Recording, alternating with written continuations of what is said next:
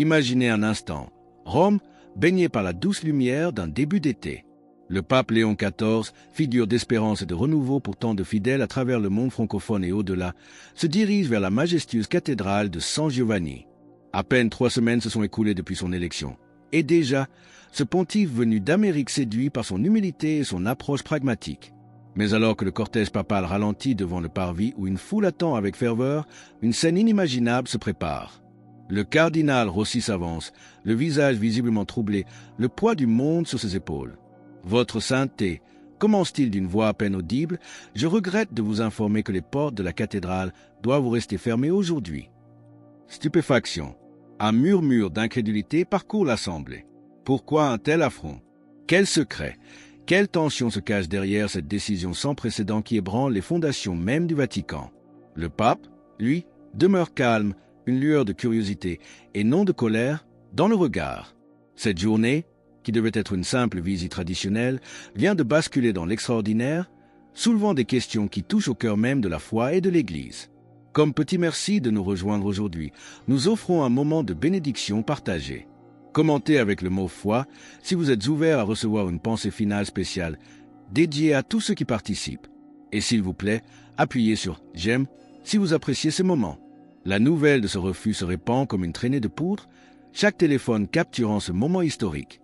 Depuis son installation, les prises de position du pape Léon XIV en faveur d'un dialogue ouvert sur des questions délicates ont suscité des inquiétudes au sein des factions plus conservatrices, certains y voyant une déviation de la doctrine établie. Est-ce là une manœuvre pour freiner son élan réformateur ou le symptôme d'une crise plus profonde? Restez bien avec nous, car au fur et à mesure que notre histoire se déroule, nous découvrirons une perspective sur la véritable nature de l'Église qui pourrait vraiment vous surprendre. Le pape Léon XIV observe le cardinal, puis les portes closes de la magnifique cathédrale et enfin les visages déconcertés des fidèles. Un léger sourire se dessine sur ses lèvres, une idée commence à germer dans son esprit. Que va-t-il faire face à cette porte fermée, face à cette contestation? La foule retient son souffle, les gardes du corps sont tendus, prêts à intervenir. Le cardinal Rossi, tête baissée, semble porter toute la misère du monde. La tension est palpable, un silence lourd s'est abattu sur la place. Ce n'est plus seulement une visite contrariée, c'est un drame qui se noue, un symbole puissant qui interroge la mission même de l'Église à notre époque. Comment un homme de Dieu, un berger, réagira-t-il lorsque les portes de sa propre maison lui sont ainsi refusées? La réponse du pape ne se fera pas attendre et elle risque de bouleverser bien des certitudes. Quel chemin choisira-t-il pour surmonter cet obstacle et quelles leçons en tirerons-nous tous? Face au silence pesant de la place et aux portes obstinément closes de la cathédrale San Giovanni, le pape Léon XIV prit une profonde inspiration. Son regard, empreint d'une sérénité désarmante, balaya la scène. Le cardinal Rossi, toujours accablé, les gardes du corps sur le qui-vive, et la foule des fidèles, oscillant entre confusion et indignation devant cet affront inouï fait à leur nouveau Saint-Père. Beaucoup s'attendaient à une protestation véhémente, peut-être même à une démonstration d'autorité papale. Mais Léon XIV n'était pas un homme de confrontation stérile. « Cardinal », dit-il enfin, sa voix douce mais portant clairement à travers la place maintenant silencieuse, « je comprends ». Le cardinal releva la tête, la surprise se peignant sous ses traits. Il avait manifestement anticipé une réaction bien différente. Le pape poursuivit, s'adressant moins au cardinal qu'à la foule et, peut-être, à lui-même. La cathédrale est certes un lieu sacré, mais cette place l'est tout autant. Tout lieu où les fidèles se rassemblent en communion avec Dieu et entre eux est sacré. Se détournant alors du prélat et des portes closes, il fit face directement à l'assemblée. Aujourd'hui, déclara-t-il avec une conviction tranquille, il nous est rappelé que l'Église n'est pas faite de pierre et de mortier, mais de cœurs vivants, unis dans la foi. Et joignant le geste à la parole, dans un acte d'une humilité et d'une audace stupéfiante, Léon XIV retira sa zucchetto blanche et son étole papale, les tendant à son assistant. Puis, sous les yeux ébahis de tous, il descendit lentement les quelques marches et s'assit directement sur la pierre froide du parvis, au pied même des portes qui lui refusaient l'entrée. « Si je ne peux entrer dans la maison de Dieu, annonça-t-il, sa voix claire et résolue malgré la tension ambiante, alors nous amènerons l'Église là où je suis. Qui souhaite se joindre à moi ?» Un silence encore plus profond accueillit ces paroles, un silence vibrant d'émotion et d'incertitude. Au-dessus de la place, des nuages sombres commençaient à s'amonceler, comme un miroir de la crise qui se jouait. Des camionnettes de télévision apparurent à la périphérie, des journalistes se précipitant avec micro et caméra, flairant l'événement historique. Les réseaux sociaux s'enflammaient déjà. Le cardinal Rossi, Lui, resté figé, priant entre sa loyauté envers les administrateurs de la cathédrale et sa vénération pour la fonction papale. Derrière lui, les portes massives de bois demeuraient un symbole implacable de rejet. La question n'était plus de savoir si le pape entrerait, mais quelle forme prendrait cette église naissante sur le parvis. Qui oserait franchir la ligne invisible pour rejoindre ce pasteur assis à même le sol, défiant les conventions et rappelant à tous l'essence même du message chrétien? Les premières gouttes de pluie, grosses et lourdes, commencèrent alors à tomber, ajoutant une urgence poignante à la scène. La pluie s'intensifiait, drue et insistante, sur la place San Giovanni. Le ciel de Rome pleurait-il sur cette division ou baptisait-il une nouvelle forme de communion? Malgré l'averse qui commençait à tremper ses vêtements, le pape Léon XIV ne fit aucun mouvement pour chercher un abri. Son assistant lui proposa discrètement un parapluie, mais il refusa d'un doux signe de tête. « Un peu de pluie n'a jamais fait de mal à personne, murmura-t-il avec un sourire paisible, et je crois que nous sommes sur le point d'assister à quelque chose d'important. » Ces paroles étaient à peine audibles sous le crépitement de l'eau, mais son exemple parlait plus fort que n'importe quel discours. Et le miracle se produisit. D'abord, une femme âgée, le visage buriné par le temps, les mains nouées par l'arthrite, s'approcha lentement, sans un mot, s'assit sur la marche à côté du pape, partageant sa détermination silencieuse. Puis ce fut une jeune famille, le père portant un enfant sur ses épaules, la mère tenant la main d'un autre. Eux aussi prirent place, acquiesçant respectueusement au pontife. Bientôt, bravant la pluie et l'inconfort, d'autres personnes quittèrent la foule protectrice pour rejoindre Léon XIV sur les marches ou s'asseoir à même le sol détrempé. Des jeunes professionnels en tenue de ville, des touristes leurs appareils photos désormais protégés sous leur veste, des religieuses aux voiles alourdis par l'eau, des enfants aux yeux curieux, tous formaient une assemblée hétéroclite et improvisée. Le cardinal Rossi, toujours à l'abri sous le porche de la cathédrale, observait avec une consternation croissante cette congrégation prendre forme sous le déluge. Son téléphone vibrait sans cesse dans sa poche, sans doute des messages urgents des administrateurs. Mais ici, sur ces marches, une autre urgence se manifestait, celle de la foi partagée, de la solidarité humaine. Soudain, au milieu du bruit de la pluie, une voix s'éleva, timide d'abord, puis plus assurée, entonnant un hymne simple connu de tous les cœurs catholiques. D'autres voix se joignirent à elle, hommes, femmes, enfants, leur mélodie s'unissant en une harmonie poignante qui semblait monter au-dessus du mauvais temps, un acte de dévotion pure. Léon XIV sourit, reconnaissant cette ancienne mélopée qui avait consolé des générations de fidèles. Les journalistes, massés aux abords de la place, leurs caméras protégées par des housses en plastique, ne manquaient rien de cette scène extraordinaire. Un pape menant un rassemblement impromptu sous la pluie battante, après s'être vu refuser l'accès à l'une des plus grandes cathédrales de la chrétienté. Les images diffusées en direct dans le monde entier ne montraient ni colère, ni manœuvre politique, mais un pasteur assis parmi son troupeau, partageant ses épreuves. C'est alors qu'une jeune religieuse, son petit missel protégé dans un sac en plastique, s'avança timidement. « Votre sainteté, demanda-t-elle avec une profonde vénération, aimeriez-vous lire quelque chose ?» Le pape accepta le livre d'un signe de tête reconnaissant. « Je crois bien que oui, répondit-il. » La pluie continuait de tomber, mais quelque chose de plus puissant que les éléments était à l'œuvre. Quelle parole allait jaillir de ce livre saint, dans ce contexte si chargé de symboles? Le pape Léon XIV ouvrit avec soin la couverture imperméable protégeant le missel que la jeune religieuse lui avait tendu. Cependant, avant de plonger dans les Écritures, son regard se tourna de nouveau vers les portes de la cathédrale, là où le cardinal Rossi se tenait toujours à l'abri précaire de l'entrée, mais visiblement tourmenté.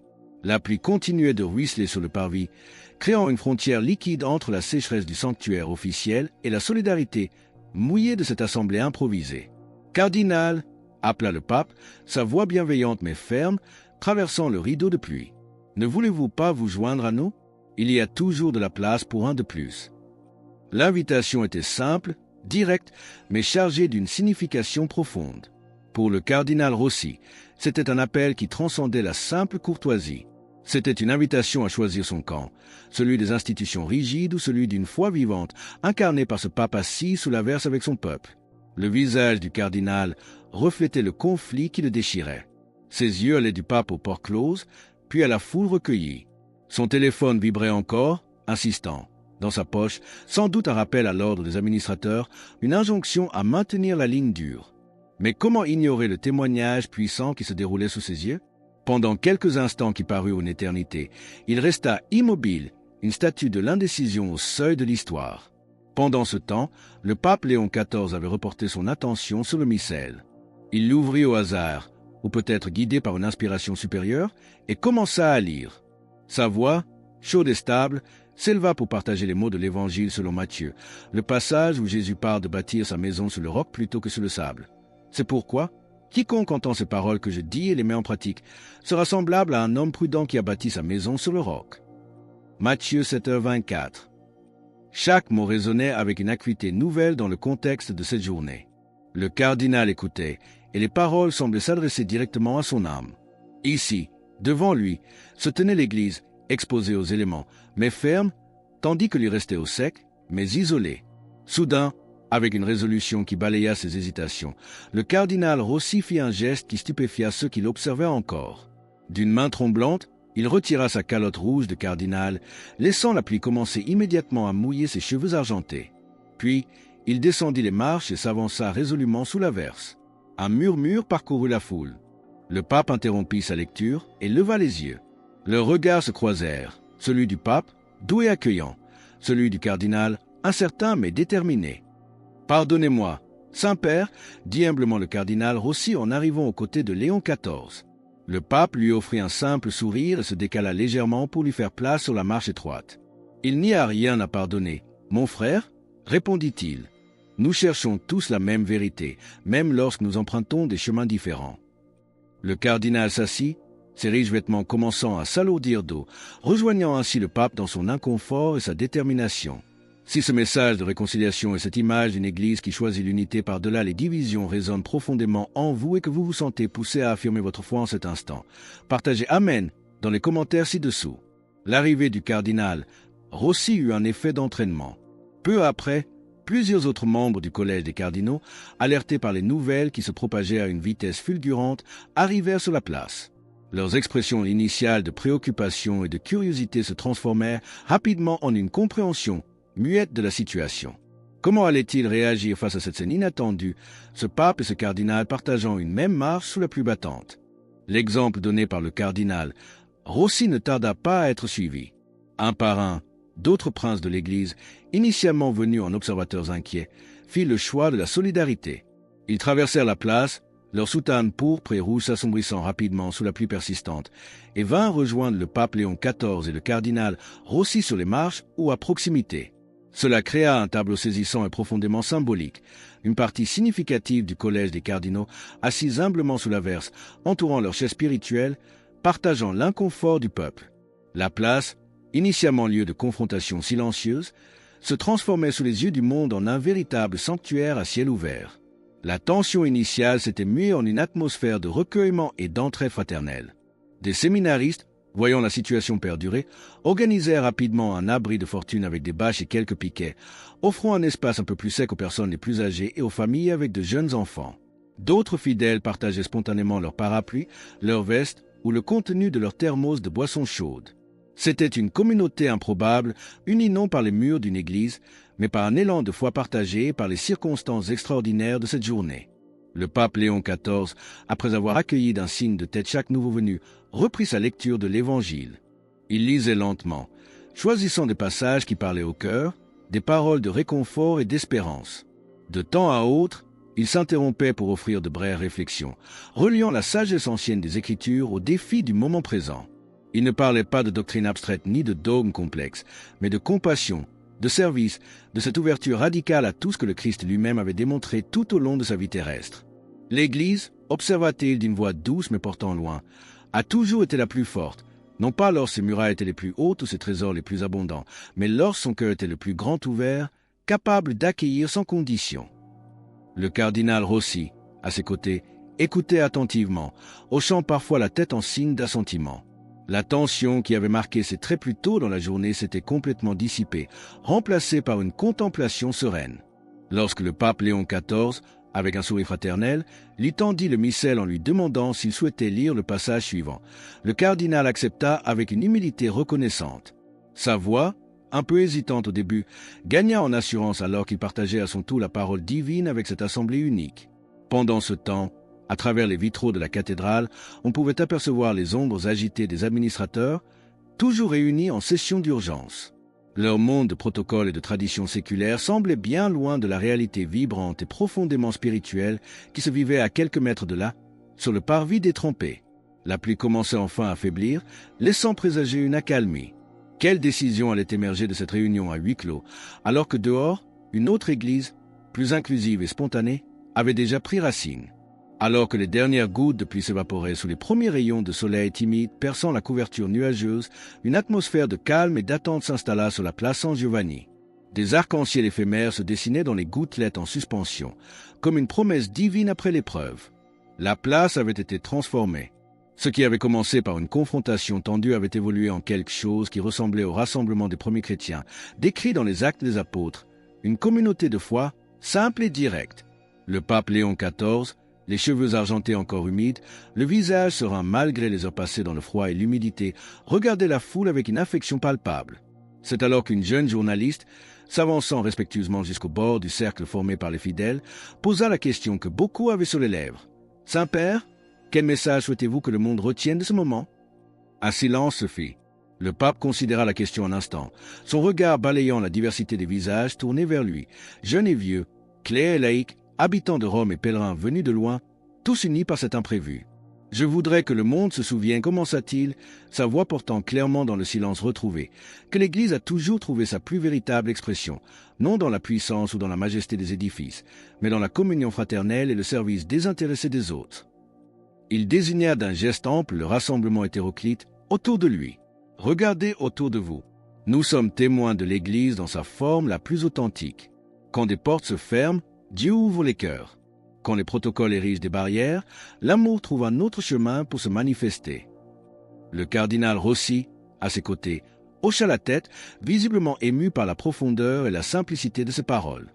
Plusieurs autres cardinaux échangèrent des regards entendus, une communication silencieuse s'établissant entre eux. « Au cours de l'histoire, ajouta le pape Léon XIV, nous avons parfois confondu la préservation de la tradition avec la préservation de la vérité. Mais la vérité, comme l'eau vive que le Christ offrit à la Samaritaine au puits, ne peut être contenue. Elle coule librement pour tous ceux qui en ont soif, cherchant à étancher une soif plus profonde que celle du corps. » Sa voix se fit plus pressante, portant l'écho d'une conviction profonde. Elle ne s'enferme pas dans des formules rigides, mais se révèle dans l'acte d'amour, dans le geste de pardon, dans l'accueil de l'autre, quel qu'il soit. Pour rejoindre notre communauté et ne manquer aucune histoire inspirante comme celle-ci, qui nous rappelle la force de la foi et la beauté de l'unité, pensez à cliquer sur « J'aime » et à vous abonner. Votre soutien nous permet de continuer à partager ces moments d'espérance.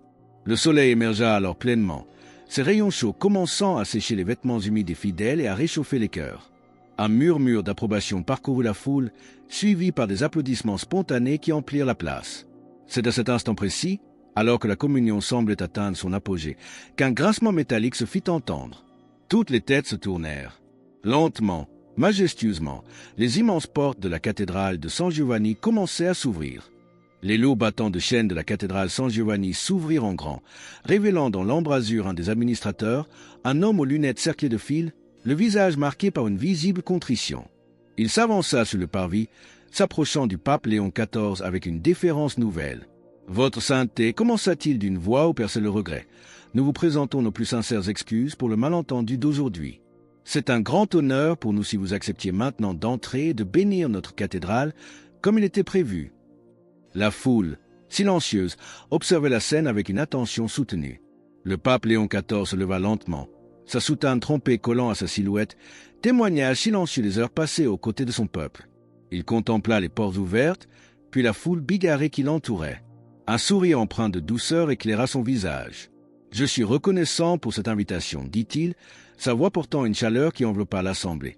Mais je me trouve quelque peu réticent à quitter cette congrégation remarquable que nous avons formée ensemble aujourd'hui. » D'un geste, il engloba tous ceux qui s'étaient joints à lui. « Peut-être, ajouta-t-il avec une lueur dans les yeux, au lieu que j'entre seul, pourrions-nous tous y pénétrer ensemble, comme une seule Église, unis dans nos accords comme dans nos différences. » L'administrateur, visiblement surpris par cette proposition audacieuse mais profondément évangélique, acquiesça sans hésitation. Le pape Léon XIV se tourna alors vers la foule. « Alors, irons-nous » Ce qui suivit ne ressembla à aucune procession papale formelle de l'histoire moderne. Il n'y eut pas de protocole rigide, pas de rangs ordonnés. Des enfants, libérés de toute contrainte, marchèrent joyeusement en tête, certains improvisant des gestes de semeurs de pétales imaginaires. Derrière venaient les personnes âgées, soutenus par des bras plus jeunes et plus forts, des familles marchant main dans la main, des séminaristes, des religieuses, des touristes et des journalistes, tous mêlés dans un beau désordre fraternel, une véritable image de l'humanité en marche. Le pape Léon XIV se trouvait quelque part au milieu de cette vague humaine, son service de sécurité ayant, pour une fois, renoncé à suivre le protocole strict. Des chants spontanés éclatèrent, non pas les chants latins formels des grandes liturgies, mais un hymne populaire, connu et aimé de la plupart des catholiques présents, dont les paroles simples parlaient d'amour et d'unité. En approchant de l'entrée majestueuse, le pape remarqua une femme en fauteuil roulant qui peinait à se frayer un chemin en marge de la foule. Sans une seconde d'hésitation, il se dirigea vers elle. « Ma sœur, lui dit-il avec une infinie tendresse, me feriez-vous l'honneur d'entrer dans la maison de Dieu à mes côtés ?» Des larmes emplirent les yeux de la femme. « Saint-Père, murmura-t-elle, les marches ?» Léon XIV lui prit la main. « Ensemble, répondit-il, chaque obstacle peut être surmonté. » Se tournant vers la foule, il demanda « Puis-je avoir un peu d'aide ?» Plusieurs jeunes hommes s'avancèrent immédiatement et soulevèrent avec précaution le fauteuil roulant, tandis que le pape marchait à côté, une main rassurante posée sur l'épaule de la femme. Ensemble, ils la portèrent jusqu'en haut des marches et la firent entrer dans la cathédrale. À l'intérieur, la lumière de l'après-midi filtrait à travers les vitraux, créant des puits de lumière colorée qui dansaient sur les dalles de marbre. Les frontières traditionnelles s'effacèrent. Des gens qui, en temps normal, ne se seraient jamais approchés de la zone de l'autel se trouvèrent accueillis et invités à avancer. Le pape Léon XIV gagna l'autel et se tourna vers l'assemblée hétéroclite qui remplissait la nef. Aujourd'hui, commença-t-il, sa voix vibrant d'émotions contenues, il nous a été rappelé une vérité essentielle. L'Église ne se définit pas par ce qu'elle exclut, mais par ce qu'elle accueille. Lorsque, tout à l'heure, l'entrée m'a été refusée, j'ai ressenti ce que trop de personnes ont éprouvé, la douleur de l'exclusion dans un lieu destiné à l'inclusion. Mais j'ai aussi été témoin de la véritable Église surgissant à l'extérieur de ses murs, une Église sans condition, embrassant tous ceux qui venaient le cœur ouvert. Il étendit les bras vers tous les présents. Soyons cette Église où aucune porte ne reste fermée, où aucune marge ne demeure un obstacle infranchissable, où aucun cœur ne se sent importun. Une ovation debout parcourut l'assemblée, un tonnerre d'applaudissements qui sembla faire vibrer les murs séculaires de San Giovanni d'une nouvelle raison d'être. Alors que nous concluons sur ce message d'une Église véritablement ouverte et accueillante, nous vous invitons à déclarer votre foi. Commentez « Jésus est roi ci-dessous » pour affirmer cette vérité avec nous. Et votre parcours ne doit pas s'arrêter ici. Cliquez sur la vidéo qui apparaît maintenant sur votre écran pour un autre message puissant que nous avons préparé pour vous.